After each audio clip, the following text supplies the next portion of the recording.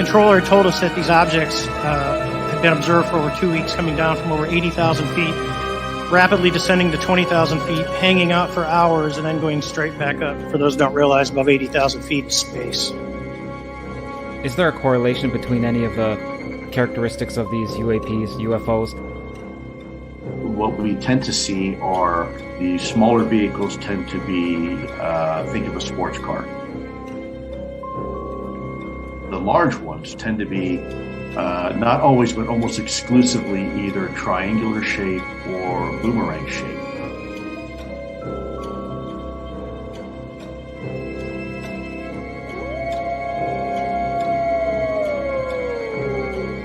Werewolves? I see dead people walking around like regular people. They don't see each other. They only see what they want to see. They don't know they're dead. The UFO UAP community was fairly surprised. Shocked might be a better word. If you believe we have crashed craft, stated earlier, do we have the bodies of the pilots who piloted this craft? Biologics came with some of these recoveries. Yeah. Were they, I guess, human or non-human biologics? Non-human.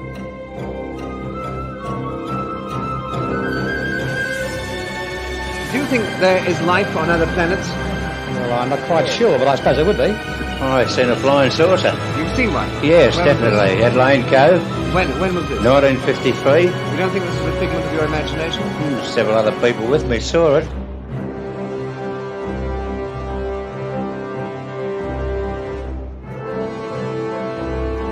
I'm not wishing that all that stay with me. The power of Christ compels you! The power of Christ compels you!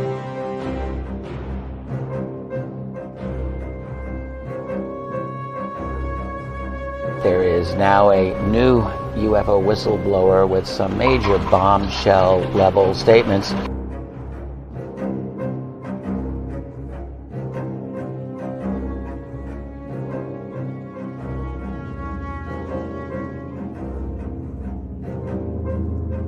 There is very compelling evidence that we may not be alone.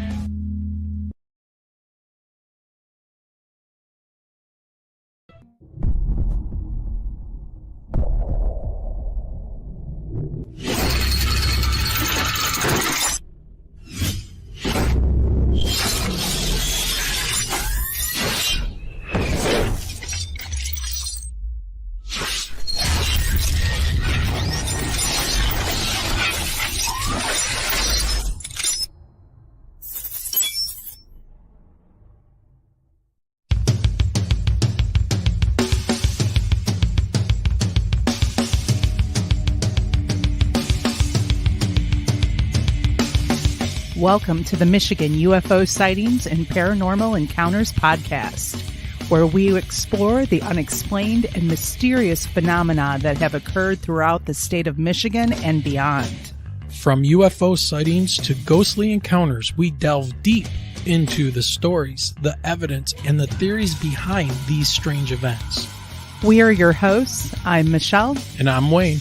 We are an educator duo that after an encounter with a triangular UFO in 2018 in Michigan, we decided to investigate UFOs and the paranormal. In this podcast, we will be speaking with eyewitnesses, experts, and researchers to uncover the truth about some of the most intriguing cases of paranormal activity in and around Michigan. Our goal is not to convince anyone of the existence of these phenomena, but rather to provide a platform for discussion and exploration. So, buckle up and join us on this journey down the paranormal rabbit hole. On an escalator.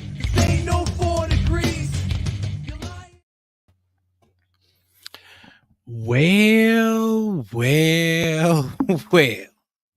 Yeah. Hello, everybody. Yep. Guess what's back? Back with the original title. Yes. We'll get into that in just a little bit. Yes. So here we are on Easter Eve, March 30th, 2024. and it is nasty and cold when we just got back from being out in Nevada. I've spent the day watching Chicago Fire.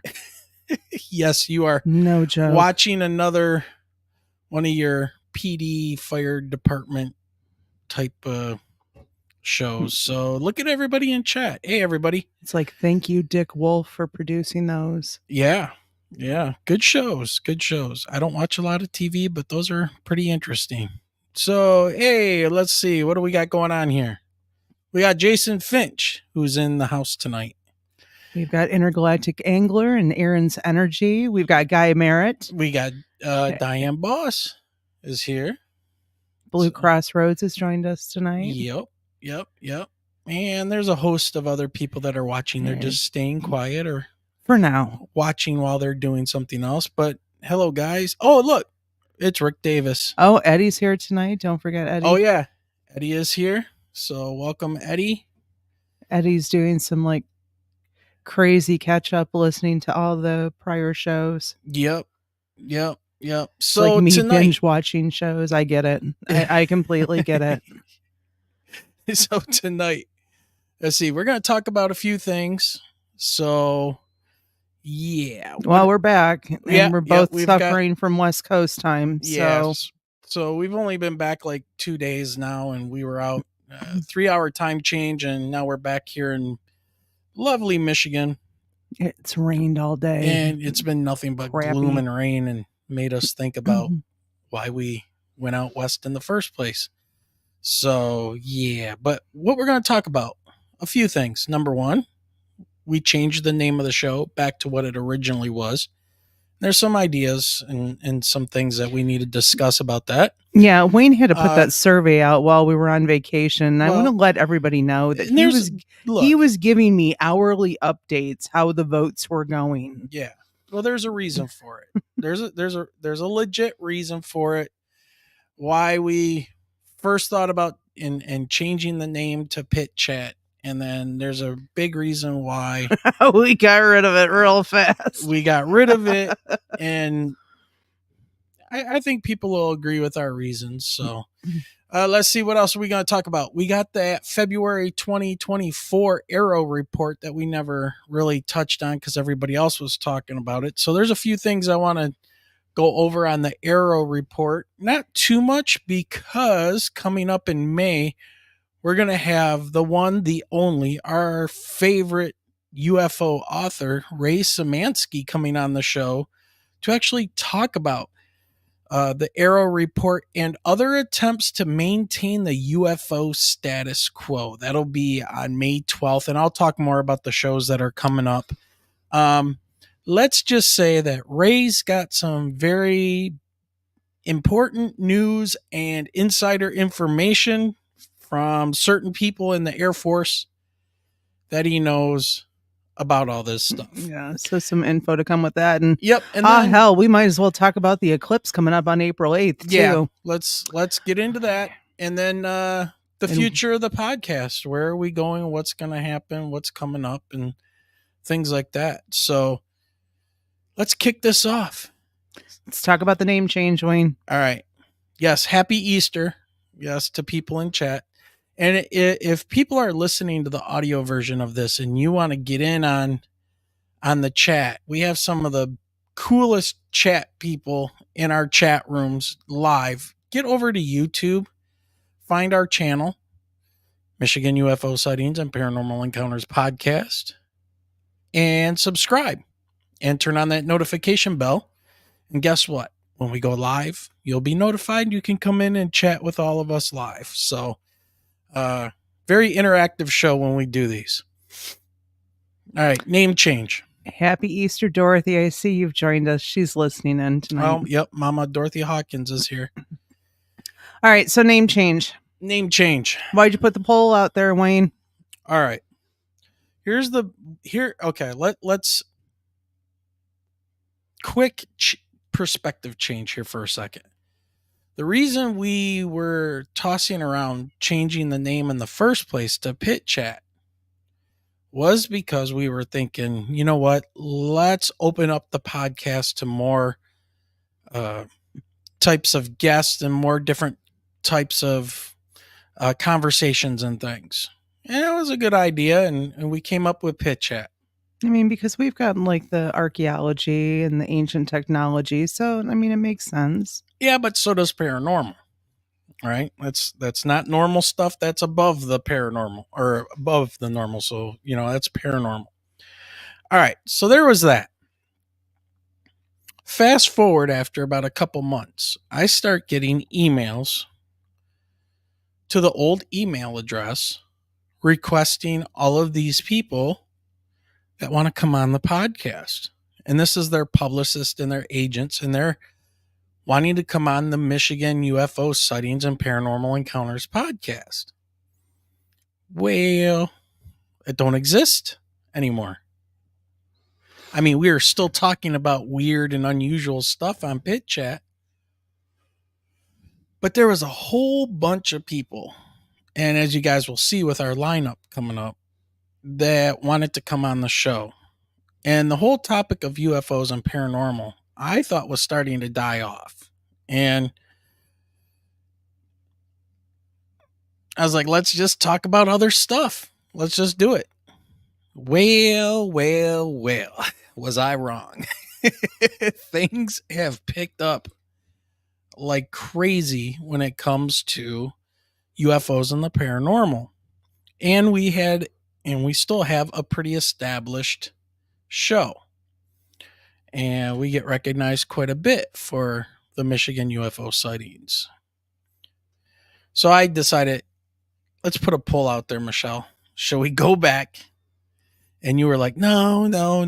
And meanwhile, we're on vacation. We're on vacation. Trying to give our brains a break, and it was still back to business. It didn't matter where we were at. You're right. Because, I was getting emails. I was getting emails constantly, and I was getting dinged. Hey, we'd like to come on your show. Would like to come on the Michigan UFO sighting show.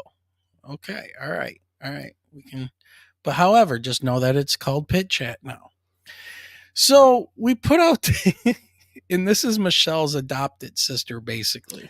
Okay. My girl, Nicola, is kind of like, we know the phrase sister from another mister. Right. This girl and I went to high school together. We instantly clicked like we were family.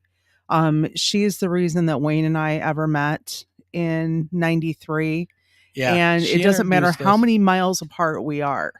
I mean, we can instantly pick up from wherever we left off in a conversation, because she is down south. She's in Georgia, and obviously we're here in Michigan. So she kind of kicked off the discussion with her thoughts of what Pit Chat sounded like. Okay, so Guy was the first, Guy Merritt, who has been a guest on the show many times. He's in the chat room right now. And it's Janine Hollis, by the way, in chat. Hello, Janine. So Guy was the first one to respond. And he was very, being Guy, he's never very level-headed or focused. Right? But he goes, I guess it depends on your focus. Nothing wrong with expanding the focus either. But if you're going to focus on UFOs and paranormal stuff, I kind of like the original name. On the other hand, I'm wrong frequently. That's Guy's post. And of course, I'm cracking up reading that. But that's a typical Guy thing. Here's a download of information for you to have jumping around inside your brain, but also know that I'm crazy and wrong all the time. So take it for what it's worth. So we giggled about that. And then comes the sister from another mister. Here comes Nicola's comment. Here's Nicola's comment. And I got to be honest with you. Guy talks about, being wrong all the time. He's not all that smart, yada, yada. Well, I think Michelle and I both had massive brain farts when we were thinking about Pit Chat, because we thought about sitting around a fire, right? And I had this grandiose idea of when we get our new house and stuff, we were going to have a fire pit outside. We'd invite people over to be guests, and we could sit around a fire pit and record the podcast, right? It would be like an outdoor studio. Thanks, Dorothy. Dorothy, and for the super chat of $2. Thank you very much. She says, by whatever name, I love this show and these folks. Well, thank you very much, Dorothy. You know, we love you as well. So here's what Nicola said. Nicola just summed it up very. First, I really need to commit to remembering to tune in. Yes, you do, Nicola. Second, I like both. By both, she means both names, but the old name tells me exactly what I'm tuning into. The new name makes me think NASCAR talk. Mic drop. That was enough for me. That was enough for me as well. Not one time did I think of NASCAR or racing. There was a time that I was forced to watch NASCAR races on Sundays with my ex-husband. Yeah. Yeah. Yeah. So somehow the thoughts of Left Turn just kind of went over and over in my head. I was like, oh God, here we go. Well, I'm like, this is not, no, pit chat was supposed to be fire pit, mountains, right. Nice cool air. You know, I get by a fire pit and I can't shut up. I'll talk about anything. Yeah, and see, here's the thing, right? Then that happened. Yeah.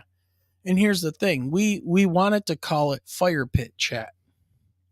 And when I was looking up the names to see if it was available, it wasn't. And weird enough, it was taken by a golfing podcast. Now, there's sand pits. I don't know of any golf place that plays. Only if the fire pit's at the clubhouse and they're drinking after 9 holes. Well, generally that's it, right?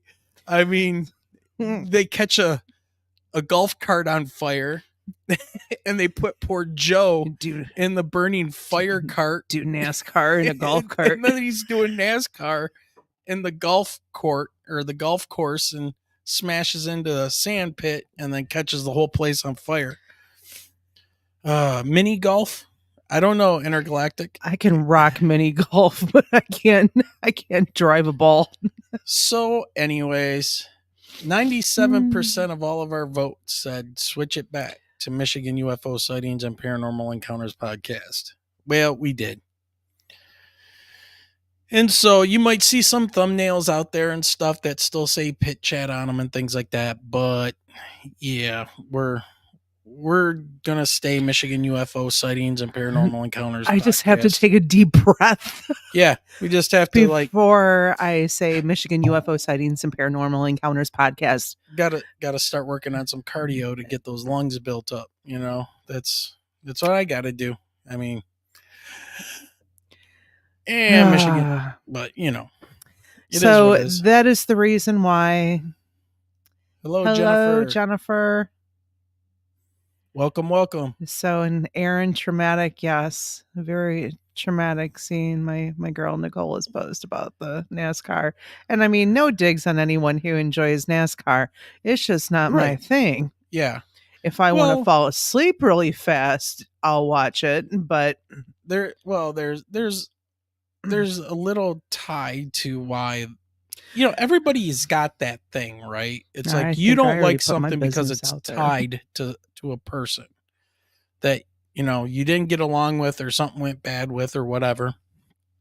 Oh, there you go. So, and honestly, I never cared for racing very much. And so NASCAR, that's why it never dawned on me. Now I've watched Formula race. I mean, I've been at Formula races. I was at the Formula race where the tire came off and bounced over and killed a bunch of people in the stands because the lug nuts came through the fence. Yep. I remember being at that race. So I don't know, just it wasn't my thing. I'd rather watch a good football game. Yeah, let's take a quick look here at what Diane says. She goes, do you remember I met Gemma Jade on your show for the first time when you guys had her on as a guest on my birthday? I didn't know it was your birthday, but yeah, happy we love birthday Gemma. Gemma's good people. Gemma is good people. She says, I have been following her ever since. And then Blue Crossroads comes in with, Diane, it was Gemma who dragged me over here. Now I stay. Well, welcome. Mwahaha. Yep. Now you've been trapped in our little corner of In the our world. little UFO. Yep. Still Pit Chat family. We're Let's see. Oh, look at what Aaron said. I see that. I had an ex who dragged me to races constantly. I'll never get that time back. That is exactly right. This is what I tell my students We might all the have time. to be each other's support system on this. Start a support group.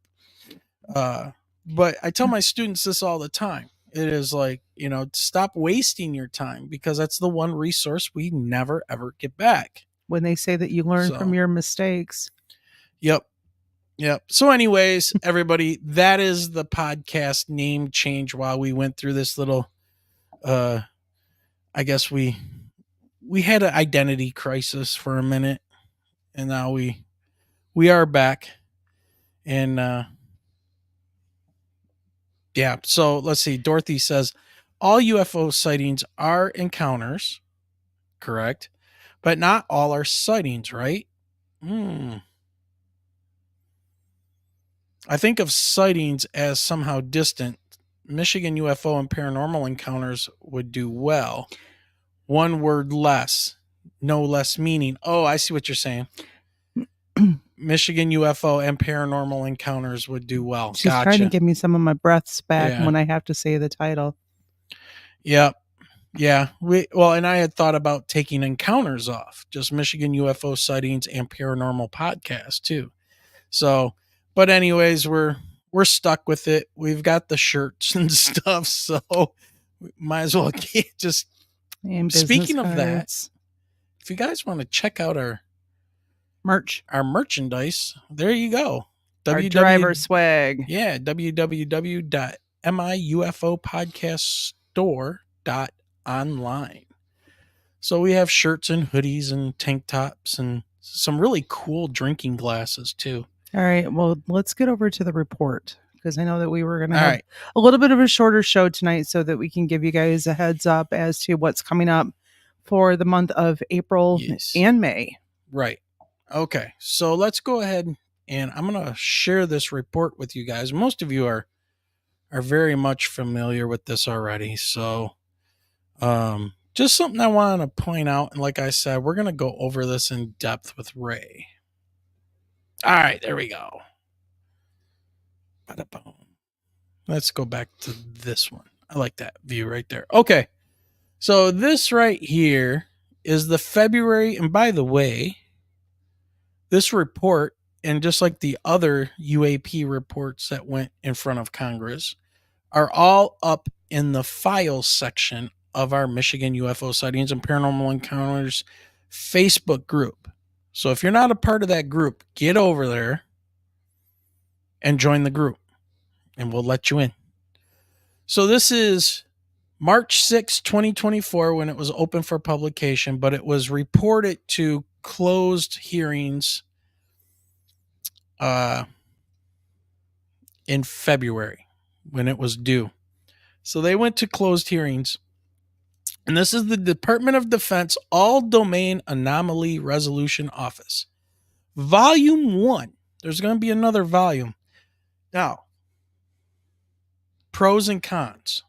Just right off the bat. If you guys haven't read this, I haven't read the whole thing yet. 60 pages, 64 pages, something like that. 63.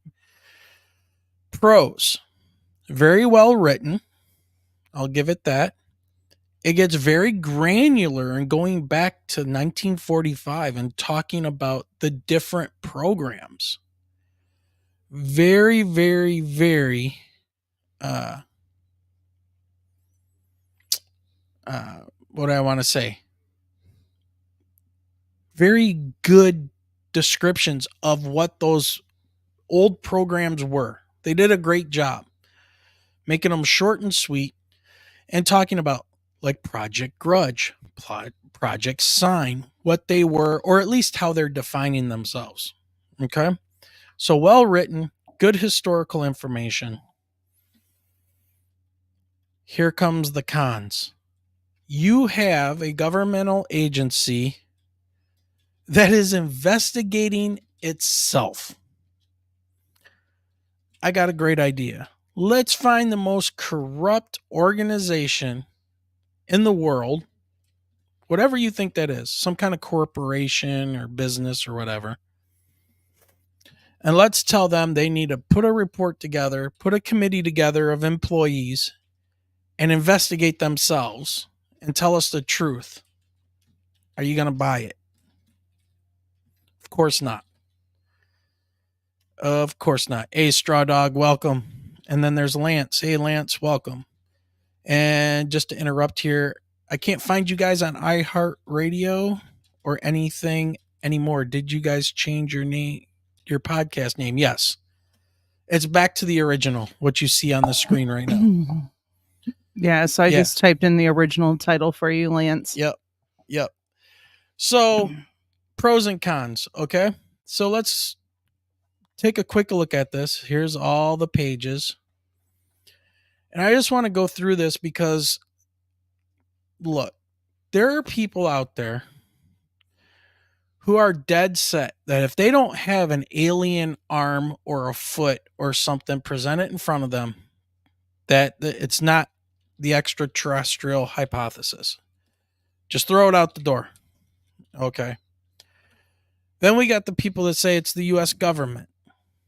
Oh, okay. Right? It's our stuff. Maybe. I doubt it.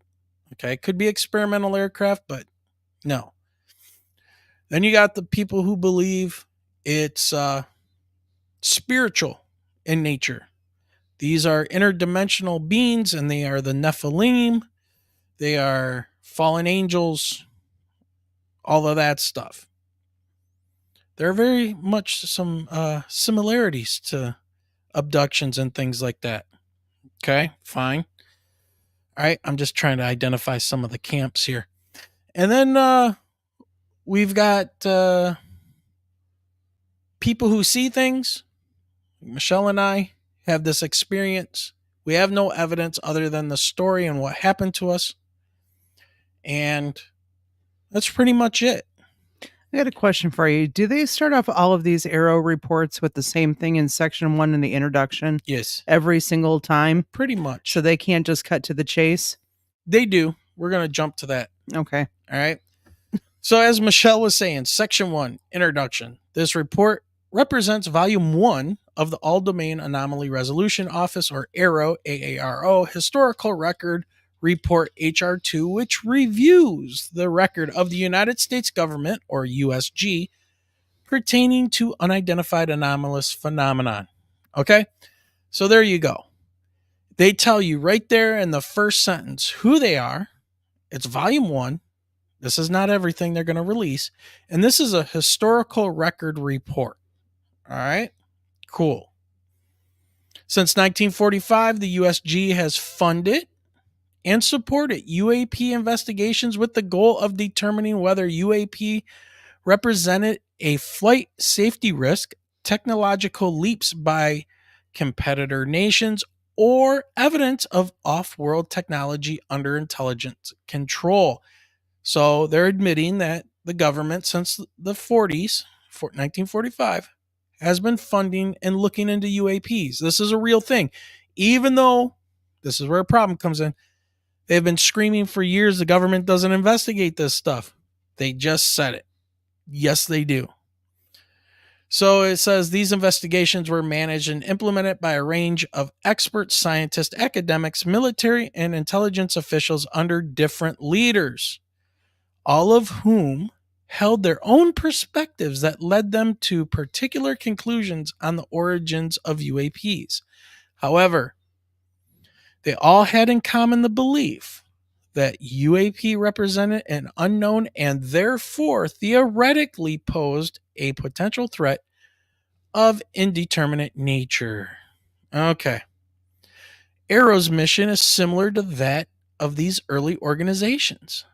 AARO's methodology applies both the scientific method and intelligence analysis tradecraft to identify and help mitigate risk UAP may pose to domain safety and to discover, characterize, and attribute potential competitor technology systems. They're not talking to me and Michelle. They're not talking to you if you had an encounter. Okay? They're not talking to the normal person who says they were abducted. That's not what AARO's job is. And they're telling you that right there. First of all, you cannot apply the scientific method to this. You have no repeatable experiments you can do. Therefore, you cannot do the scientific method. As a science teacher and a scientist myself, I can tell you, if you can't put it in the laboratory, like you can't put God in the laboratory, guess what? You can't measure it. You can't test it. Therefore, according to science, it's not a thing. So, of course, guess what they're going to come up with? Bupkis. Nothing. All right. There you go. Yeah, I teach English, and I know that they can't use the scientific method. Right. You gotta be able to make a hypothesis. There's got to be a null hypothesis. Yeah, but the non-science based person that doesn't know that, they're going to read that and hold it as a truth. And a lot of people that are out there screaming that aliens don't exist and that these things aren't real and there are craft and all that, they don't have basic science literacy. Yeah, Aaron says something that we've heard before about the vibration that people have. So she said, I have a theory about the people that have encounters. These folks tend to vibrate and live their lives at a higher frequency. So as far as the people who are actually drawing those encounters and people can manifest things in their life depending on the energy they put out, right? If you walk around all negative and princess poopy pants, and you're going to draw negativity. Guess what's going to show up at your door? Yeah, of course. And your perspective of the world and everything around you will be negative, right? So your energy and how you control your thoughts and stuff. And we're very powerful creatures. We can make ourselves very sick just with thought. We can sometimes heal ourselves with thought, right? We can do amazing things. So, come on. All right. So anyways, let's move on. I'm going to fast forward now to section 2, the part that will start to burn some people's butts. Section 2, the executive summary. Here we go. AARO found no evidence that any U.S. government investigation, academic-sponsored research, or official review panel has confirmed that any sighting of a UAP represented extraterrestrial technology. Now, Michelle, you're an English teacher. How can you pull that apart? What are they falsifying in that statement? Take a close look. Put on your teacher hat. What are they confirming? That any sighting of a UAP represented extraterrestrial technology.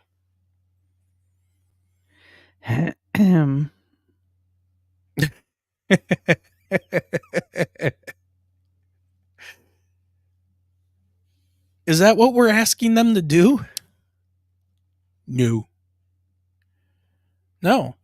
All investigative efforts at all levels of classification concluded that most sightings were ordinary objects and phenomenon and the result of misidentification. Here we go with the sky trash. Yep. Although not the focus of this report, it is worthwhile to note that all official foreign UAP investigatory efforts to date have reached the same general conclusions as the United States government investigations.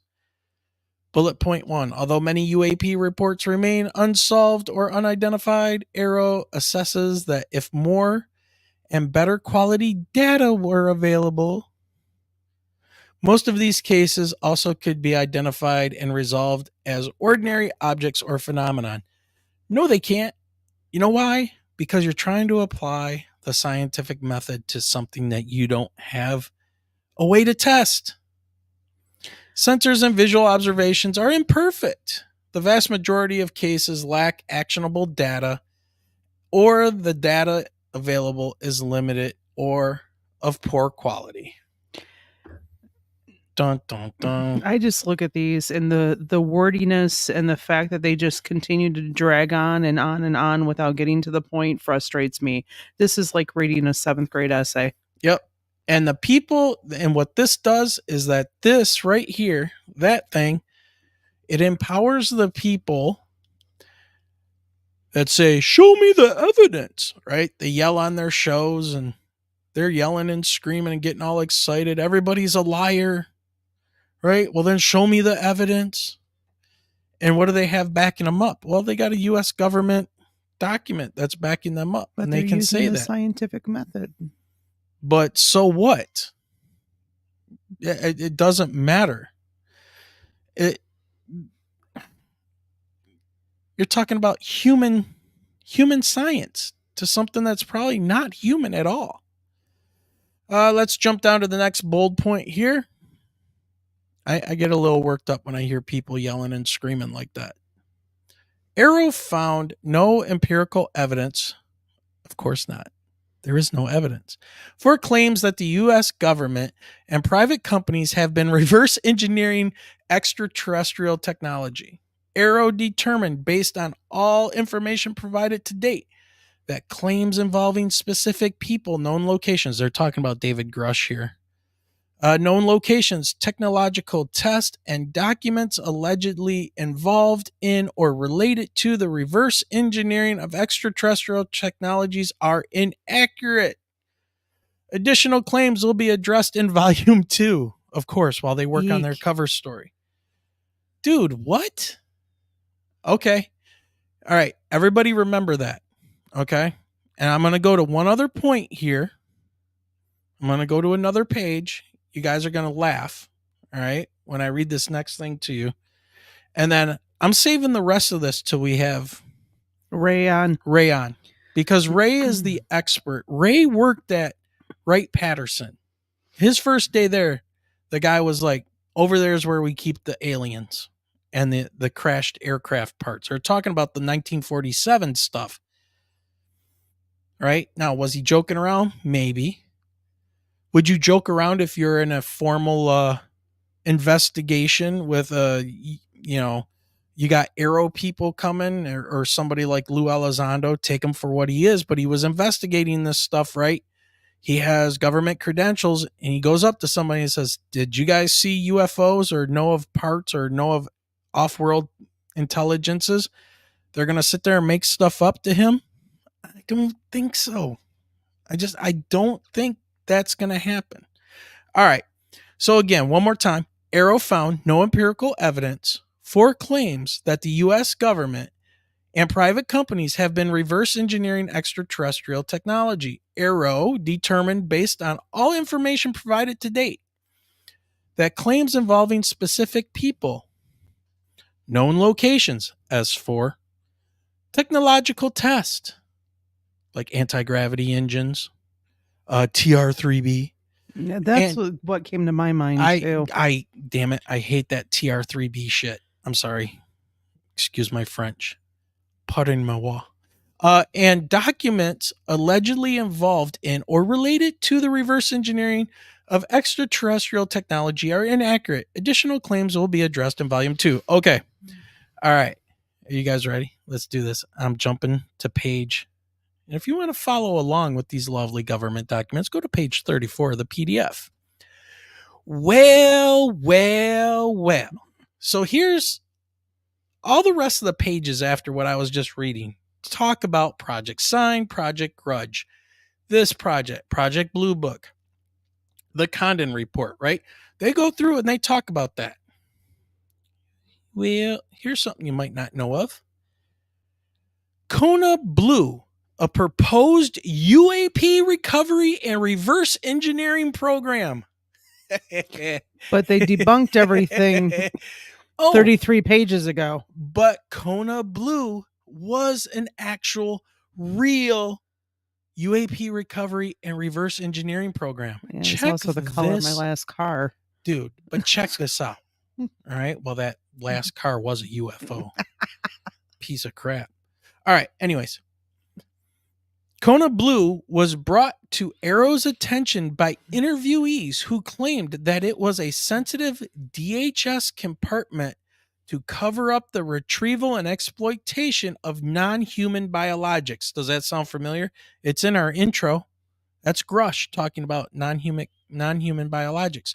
Kona Blue traces its origin to the Department DIA, Department Defense Intelligence Agency. That's what that is. The Defense Intelligence Agency managed a ATIP program, right, and OSAP, right? Those were Elizondo's programs.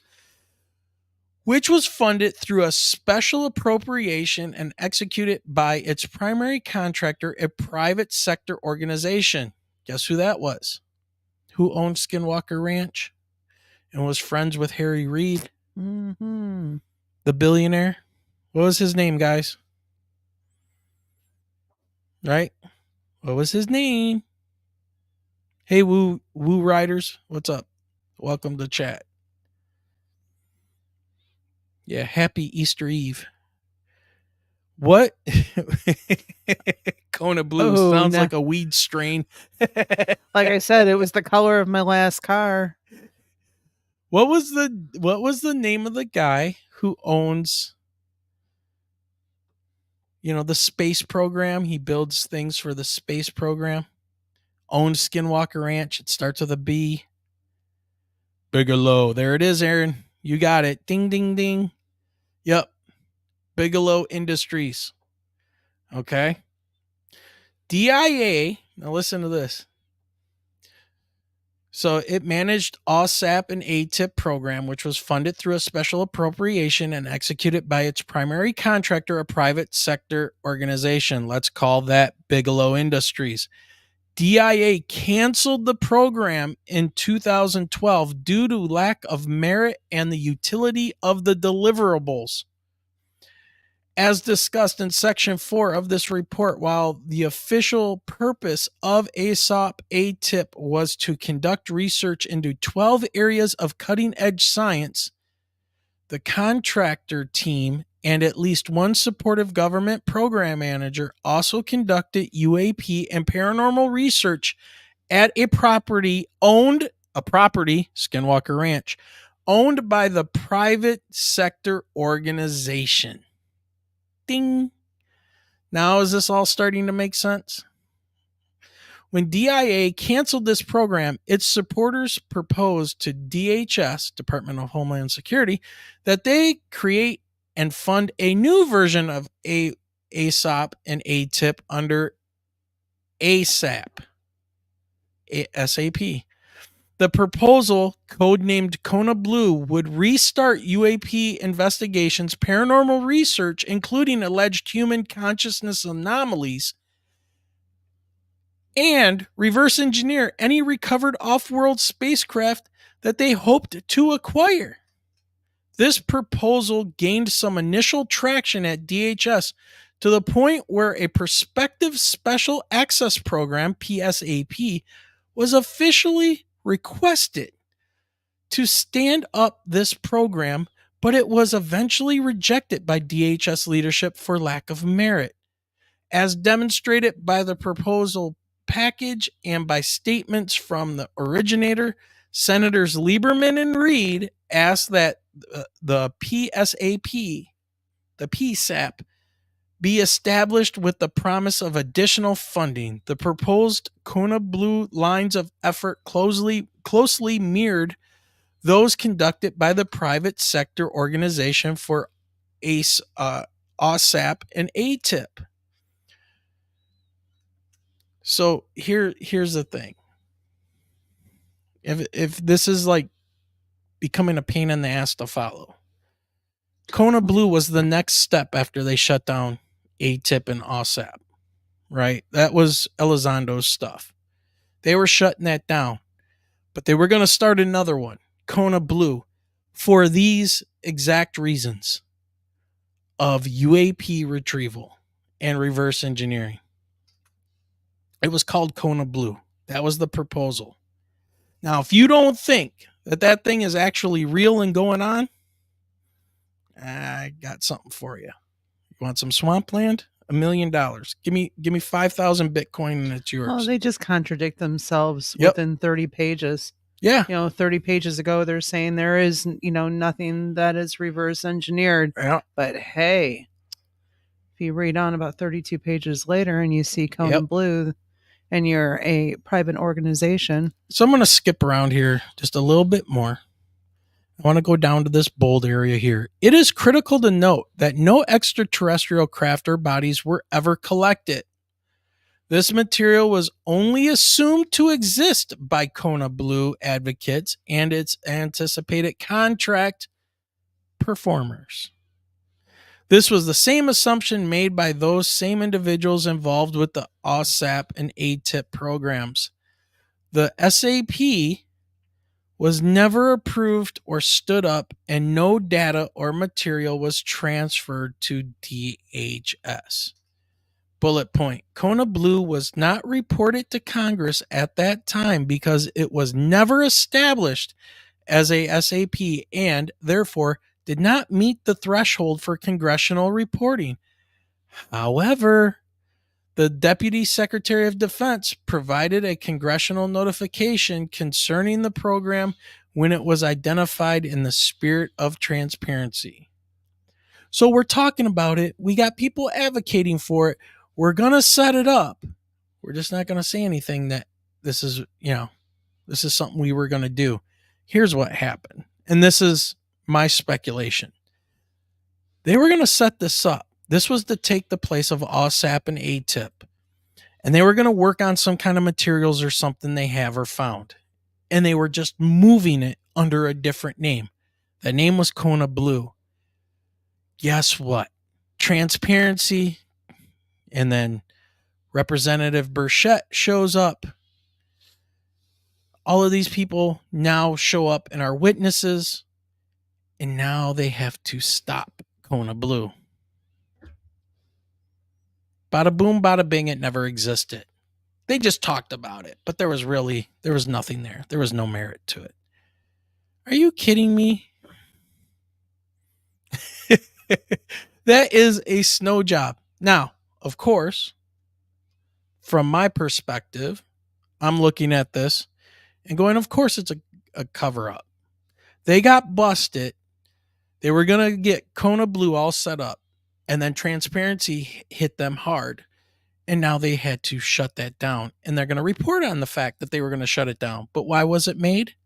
For UAP retrieval and reverse engineering. They say it themselves. That's what that government program was for. Come on. Come on. Yeah, there was no Guy Merritt to their Kona Blue program. Guy Merritt. Hey, Barry, welcome. Well, it's easy to. How many pages is this report? It is 63, but when you look at everything else, what's really cool, I'm going to tell you what I like about this is they have a conclusion. It is very precise. They go through and they talk about the previous and programs over the past, and they do a good job documenting it. But here's their conclusion, section 9. To date, AARO has not discovered any empirical evidence, here we go again, that any sighting of a UAP represented off-world technologies or the existence, I think that's supposed to be, of a classified program that had not been properly reported to Congress. See, that's the thing. Congress wants to know where the hell is all this damn money going, people. What are these black programs? Okay. You got people coming forward, putting their life on the line and risking everything and saying these are reverse engineered UAP programs. Okay. And they're coming out and saying, no, they're not. They're Project Sentinel. It's a UAV developed by Lockheed Martin Skunk Works for the U.S. Air Force. Here's the thing. It is easy to hide things in a 60-something page document. They repeat themselves or they contradict themselves. But to have this much of a document to tell you that they don't have anything going on, they haven't collected anything, they haven't seen anything, there haven't been any reports with any validity to them. Right. And we're just going to say it 7 different times, 7 different ways. And you're going to get volume 2 of this as well. I say the wording. The opening line to me says it all. The scientific method. How? You have nothing, supposedly. If you say you have nothing, then you cannot apply the scientific method to it. I just call bullshit when it takes this many pages. Yeah. And a volume 2. There's going to be a volume 2. Like I said, there's pros and cons to this. Everybody get over to our Facebook group, go into the files section, and you can download this. This is public information and read it yourselves. And this has gone through the DOPSR stuff, so it's all approved to be out there. And honestly, is it a nothing burger? I'm not going to say it's a nothing burger. It shows how they are parsing their words. You got lawyers involved, obviously. Oh, yes. This is lawyer speak. I mean, AARO has not discovered any empirical evidence that any sighting of a UAP represented off-world technology. Who'd you talk to? Who did you talk to? Really? How about the fighter pilots in 1966? Well, now they're dead. That were flying around here in Ann Arbor chasing a disc that made them look like fools. In 1966. Okay? Swamp gas. All right? Did you talk to them? Of course you didn't. Because they're dead now. But who are these people you're talking to? Okay? And if Grush says, hey, somebody told me that Northrop Grumman has pieces of a UFO or Lockheed Skunk Works, and they're trying to figure out how this material works, you don't think those people are going to move that? Just follow the money. Why are you siphoning off money to these people and Congress doesn't know about it? So it's... You know what? Wrap it up. Save it for when we have Ray on. Yeah. So we'll have more of a discussion from his input. Yeah. Ooh, Stars and Night Vision. There's a bad name to say. Stars and Night Vision. Nancy Pelosi. Nancy Pelosi. Yeah. Let's not get into her and her shenanigans. But anyways, all right, everybody. There's that whole thing right there. I would advise you, before we have Ray on, go ahead, download that from our files section, join our Facebook group, click on the files link, and download that and read it, because we're going to talk about it with Ray. All right? So that's my rant for today, because I can't. All right, fast forward, everyone. April 8th. Where's everyone going to be for the eclipse? Since the last time that we had one of those come across was 2017. I remember where I was for the 2017 one. I was at work. I was inside my classroom. I remember the outside getting very, very dim. Yep. So I can assume that that's what's going to, be the deal this time at about 3:08. Yeah. I know for those here, I was on my prep. I know coming up April 8th, for those who are here in Michigan, from the reports that I've read, a couple different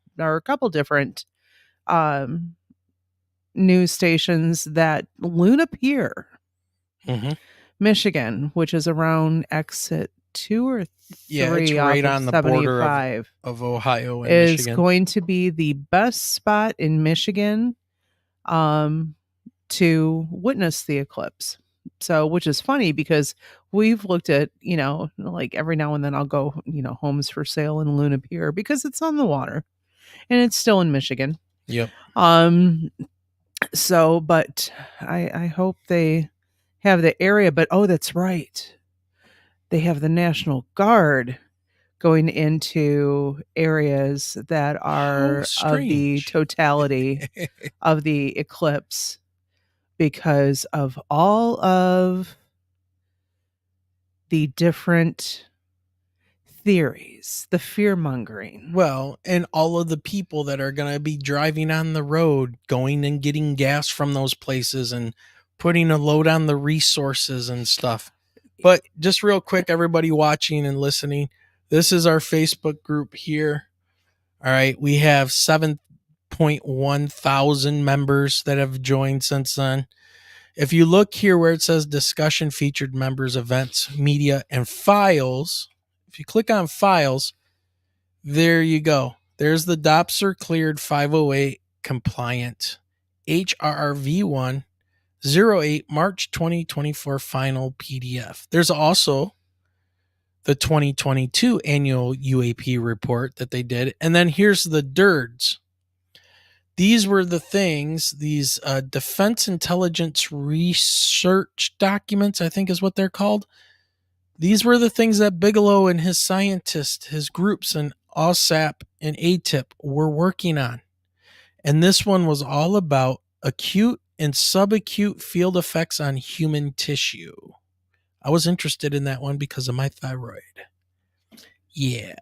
Well, Diane said that her birthday is April 8th. So the universe great. is giving you an eclipse, Diane. Yeah. So that is probably one of the coolest gifts. Yep. I'm hoping that our afternoon meeting is canceled that day because I would like to go outside and even witness a partial one. What I ended up doing in 2017, which was cool because I was on my prep, so I didn't have any students, and there were some students outside. And I took a strainer, like a noodle strainer, and took it outside. And I just kind of held it up in the sky. And it projected the eclipse happening through those little holes onto the ground. So I was watching like 100 little shadow eclipses happening on the ground at that time. And that was really, really cool to be able to see. Definitely don't look at it. So, and seriously, don't believe everything you read on the internet either right now because lots of fear mongering. I've read about, 3 Days of Darkness, human sacrifice. Yeah. What was it? I know somebody had said earlier about rockets being launched at the same time. You want to know something that's weird, though? Which that wouldn't surprise me. What's going on in April 8th is there are 2 huge broods of cicadas that are hatching after 13 years of being dormant.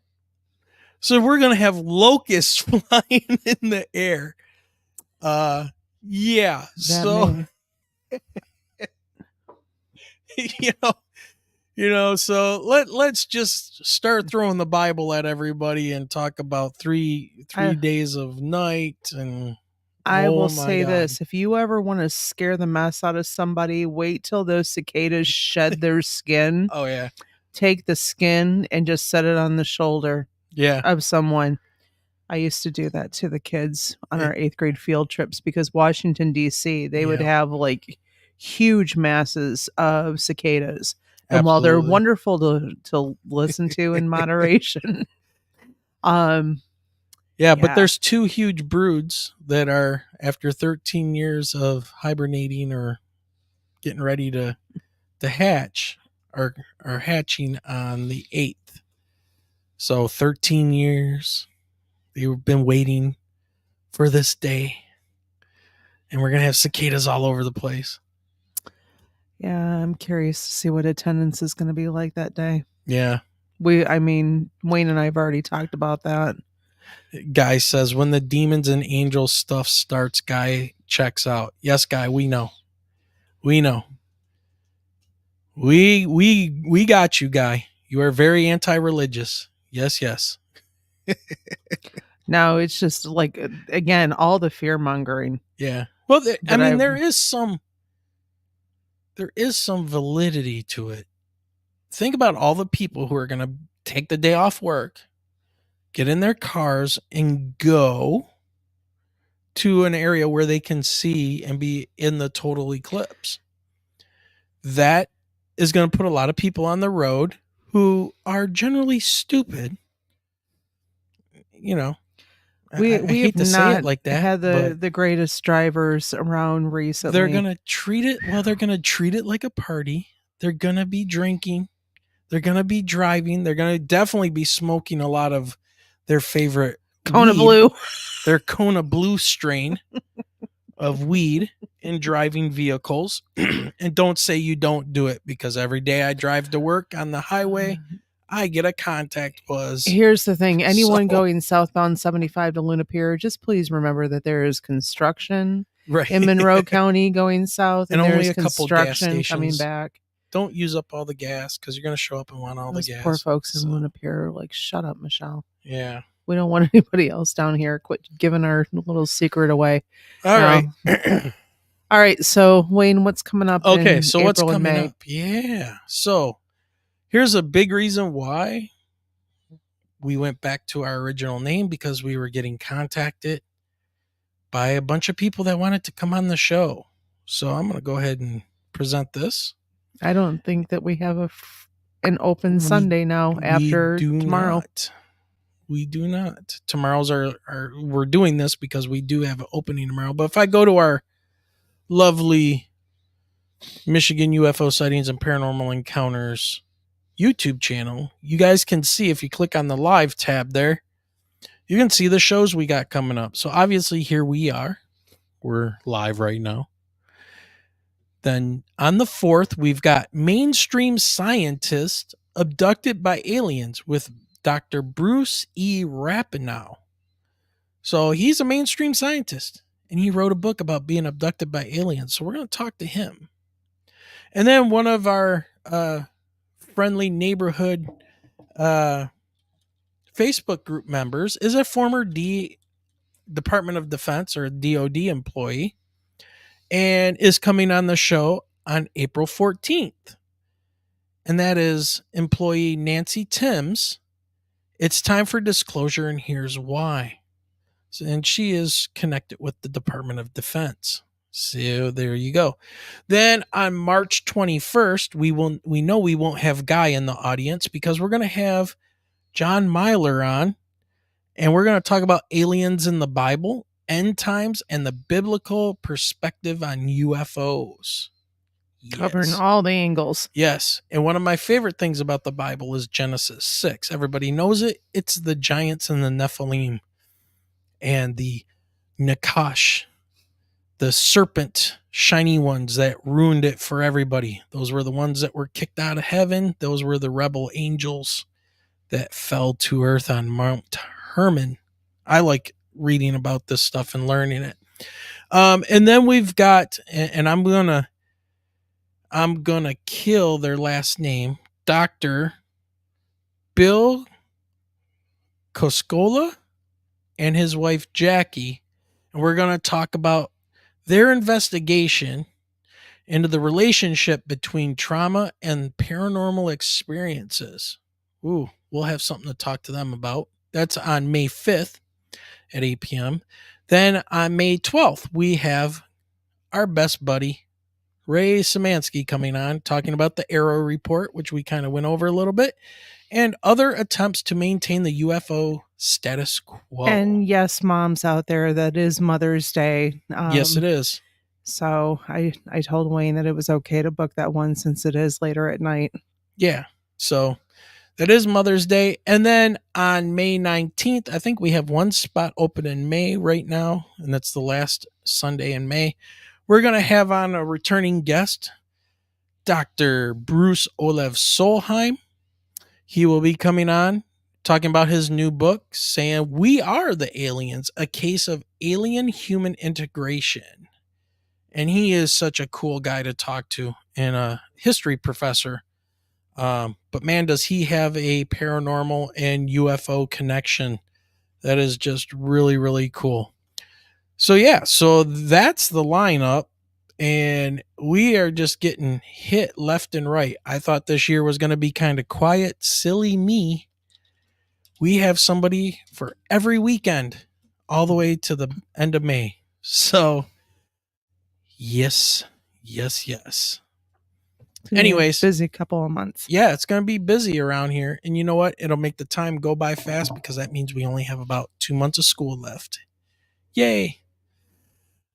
All right, everybody. Just real quick, we're going to get out of here, but here's the deal. If you got a UFO story that you want to tell, send it to us, or a paranormal story. Send it to mi.ufo.podcast@gmail.com. If you're listening to this and wondering what happened with Pit Chat, we just changed our name back to Michigan UFO Sightings and Paranormal Encounters Podcast. Please remember, like, share, and subscribe. And also don't forget to leave a comment. If you want to support the show, there's always super chats. There are super thanks. And go in the description. There's PayPal links. There's buy us a coffee.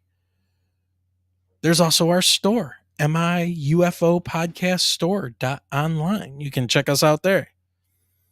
And I think that's everything. Wait, Michelle, we got the join button, right? Right there. There it is. I'm looking at the join button. Click that. You can become a member and get cool emojis to use in the chat room. And it's just a small monthly fee that says you kind of like us. You get all those cool stickers that Abby made. Yeah. It's our little logo as emojis that my daughter made. She's a great artist, especially on her computer. She does all kinds of incredible art, as Diane just showcased it. There we go. Yep. All right, everyone, have a great night. Yes, everybody. I'm going to take myself back to Chicago Fire. And I'm going to take myself back to Laughlin, Nevada. Oh. Or at least pretend that I am, because I want the temperature back. So I think that'll be our fall thing. I think that's what I want for my 50th. It'll still be hot. All right, everybody. Thanks for joining us tonight. I hope we didn't sound too long-winded and going through that horrible government document, but it had to be done. We had to do our due diligence and not scream, it's all fake. Yeah, it's the only time I hear Wayne's voice get that high-pitched. TR3B. They can beam words into your head. Yeah, okay. It's not a TR3B. All right, take care, everyone. All right, everybody. And keep your eyes to that sky. Yeah. Our little sky watchers out there. Let's get out of here. Let's go.